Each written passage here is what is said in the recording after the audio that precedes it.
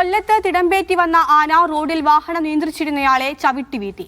ഇരവിപുരം കൂട്ടിക്കട തച്ചിലകത്ത് ക്ഷേത്രത്തിലെ ഉത്സവത്തിന്റെ കെട്ടുകാഴ്ചകൾ കടന്നുവരുന്ന സമയത്താണ് സംഭവം. ഓട്ടോറിക്ഷ തൊഴിലാളി മനോജിനെയാണ് വീഴ്ത്തിയത്.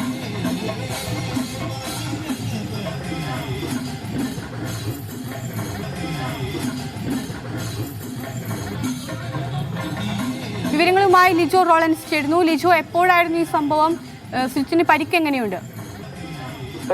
ഇന്നലെ വൈകുന്നേരത്തായിരുന്നു നമ്മളിപ്പോൾ ഈ ദൃശ്യങ്ങളിൽ കണ്ടുകൊണ്ടിരിക്കുന്ന ഈ ഒരു അപകടം നടന്നത്. അതായത് ഇരവിപുരം കൂട്ടിക്കട തച്ചിലകത്ത് ക്ഷേത്രത്തിലെ ഉത്സവത്തിന്റെ ഭാഗമായി ഈ കെട്ട് കാഴ്ചകൾ റോഡിലൂടെ കടന്നു വരുന്ന സമയമായിരുന്നു. ഈ സമയത്ത് ഒരു വശത്ത് കൂടെ വാഹനങ്ങൾ വരുന്നുണ്ടായിരുന്നു. ഇതിനെ നിയന്ത്രിച്ചുകൊണ്ട് നിന്ന ഒരാളായിരുന്നു ഈ കുട്ടിക്കട ഓട്ടോ സ്റ്റാൻഡിലെ ഓട്ടോറിക്ഷ തൊഴിലാളിയായിട്ടുള്ള മനോജ്. ഈ ആന ഇത്രയും ചേർന്ന് അടുത്തെത്തുന്ന ഒരുപക്ഷെ അയാൾ ശ്രദ്ധിച്ചിട്ടുണ്ടാകില്ല. പക്ഷേ ആനയോട് അടുത്ത് ചേർന്നതോടുകൂടെ ആ പിൻവശത്തെ കാലുപയോഗിച്ച് മനോജിനെ തട്ടി വീഴ്ത്തുകയായിരുന്നു. മനോജിനെ ചവിട്ടേൽക്കാത്തത് കൊണ്ടാണ് ഗുരുതരമായി പരിക്കേൽക്കാതെ രക്ഷപ്പെട്ടത്. ഗജവീരൻ തടത്താവിള രാജശേഖരനാണ് ഇത്തരത്തിൽ ഇയാളെ അതായത് മനോജിനെ ചവിട്ടി വീഴ്ത്തിയിരിക്കുന്നത്.